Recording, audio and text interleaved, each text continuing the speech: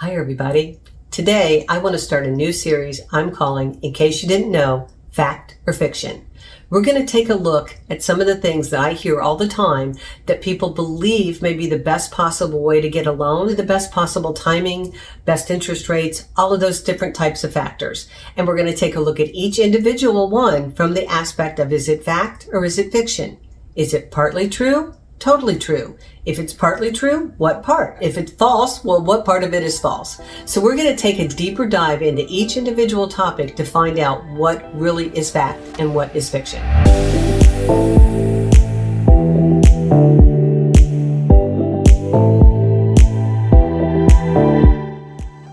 Today, I want to talk about, I think I should wait until I find a house before I reach out to you. Oh no, please don't do that. Don't wait until you find a house to give me a call. Call me right away. Why? A couple of different reasons. Let's start with the first most obvious one, and that's when you find the house, you want to put in an offer. The seller is going to want to see a pre-approval letter. Well, that pre-approval letter does take a little bit of time.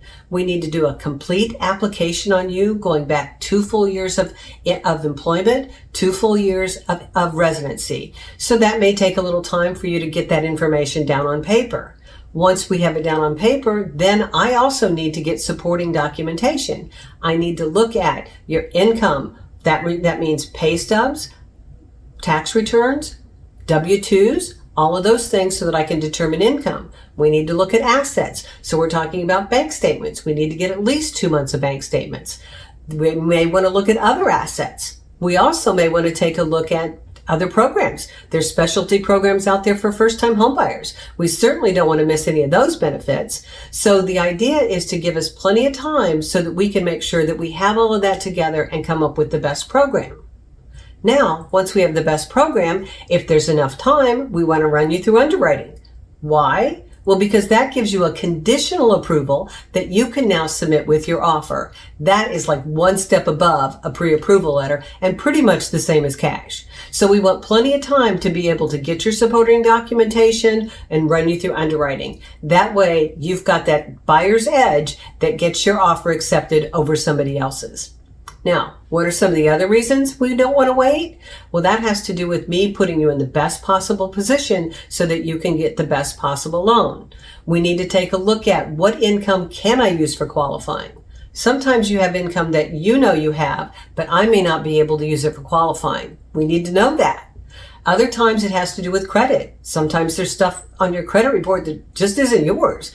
So we need to make sure we have plenty of time to get that fixed. And then, of course, there's also those little tweaks that we may want to be able to do to your credit so that you get the best possible score, the best possible rate, the best possible program. So all of those little things take time. So we want to have enough time to be able to do all of that.